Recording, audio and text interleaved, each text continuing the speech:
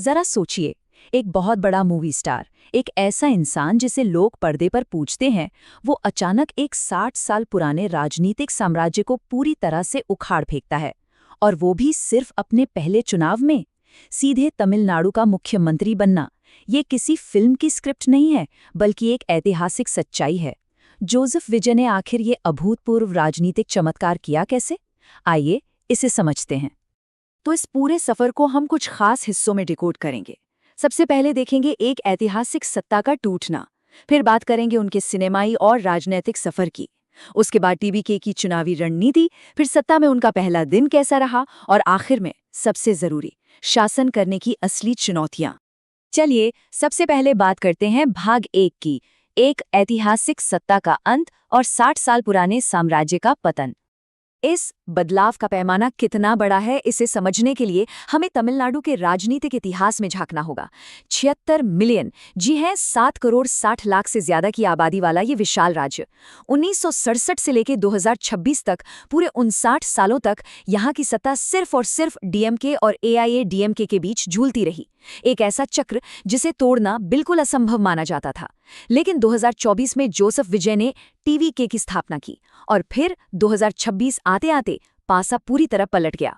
2026 के चुनाव परिणाम किसी अकल्पनीय उलटफेर से कम नहीं थे। मतलब नवगठित टीवीके ने सीधे 108 सीटें जीतकर सबसे बड़ी पार्टी का मुकाम हासिल कर लिया। लगभग 35% वोट शेयर उनके खाते में गया। दशकों तक राज करने वाली डीएमके 59 पर और एआईडीएमके महज 47 सीटों पर सिमट कर रह गई। भारतीय राजनीति में इस तरह से किसी स्थापित सिस्टम का टूटना सच में अपने आप में अभूतपूर्व है। अब आते हैं भाग 2 पर। सिनेमा और राजनीति का ये जो तालमेल है, ये असल में 20 साल लंबा एक छिपा हुआ अभियान था। देखिए, विजय का राजनीति में आना कोई ऐसा फैसला नहीं था कि वो सुबह उठे और चुनाव लड़ने का मन बना लिया। उनका विकास क्रम बहुत ही सधा हुआ था। शुरुआत हुई एक बाल कलाकार और रोमांटिक हीरो के रूप में। फिर उन्होंने थलापति बनकर एक दमदार एक्शन हीरो की पहचान बनाई। लेकिन असली बदलाव तब महसूस हुआ जब कत्थी और सरकार जैसी फिल्मों के जरिए वो एक सामाजिक राजनीतिक योद्धा के रूप में स्क्रीन पर उभरे, भ्रष्टाचार, कॉरपोरेट लालच और चुनावी धांधली से सीधी टक्कर लेते हुए।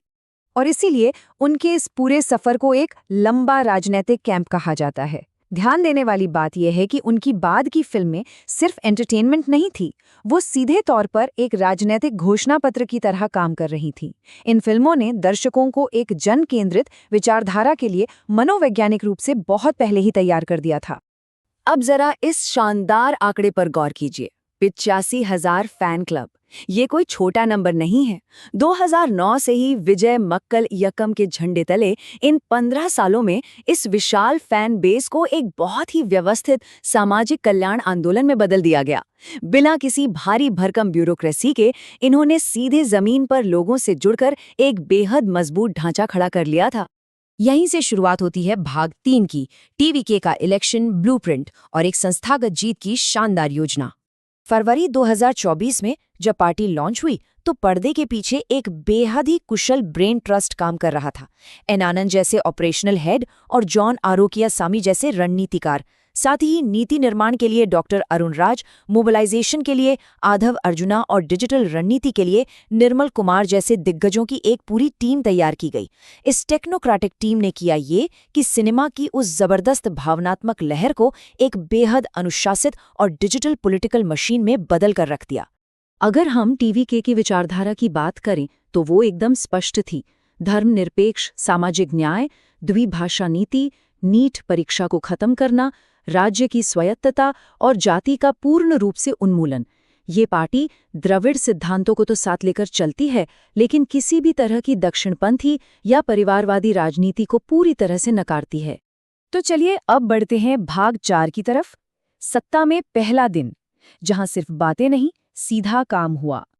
10 मई 2026 मुख्यमंत्री पद की शपथ लेते ही इस नए प्रशासन ने एक बेहद कड़ा और सीधा कदम उठाया। स्कूलों, मंदिरों और बस स्टैंडों के 500 मीटर के दायरे में आने वाली 717 तस्मक शराब की दुकानों को तुरंत बंद करने का फरमान जारी कर दिया गया।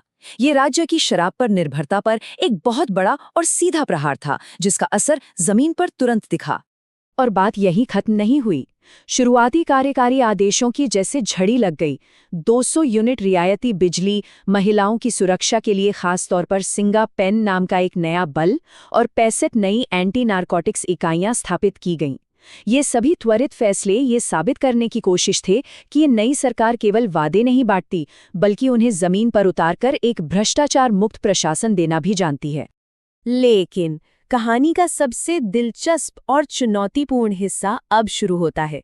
भाग 5, शासन की वास्तविकताएं, जब आदर्शवाद का सीधा सामना असलियत से होता है।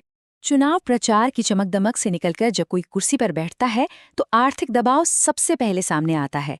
अब एक तरफ है लोक लुभावन वादे, जैसे महिलाओं को 2500 रुपए की मासिक सहायता और मुफ्त बिजली, और वहीं दूसरी तरफ शराब की दुकानें बंद होने से सालाना 48,000 करोड़ रुपए के राजस्व का सीधा नुकसान। इस वित्तीय खाई को पाटना किसी भी प्रशासक के लिए एक बहुत बहुत बड़ी चुनौती है। इसी बीच हमें एक शुरुआती प्रशासनिक लड़खड़ाहट भी देखने को मिली। ओएसडी विवाद हुआ यूं कि मुख्यमंत्री कार्यालय में एक ज्योतिषी की नियुक्ति कर दी गई, लेकिन तर्कवादियों और सहयोगियों का इतना कड़ा विरोध हुआ कि प्रशासन को 24 घंटे के भीतर ही अपना ये फैसला वापस लेना पड़ा।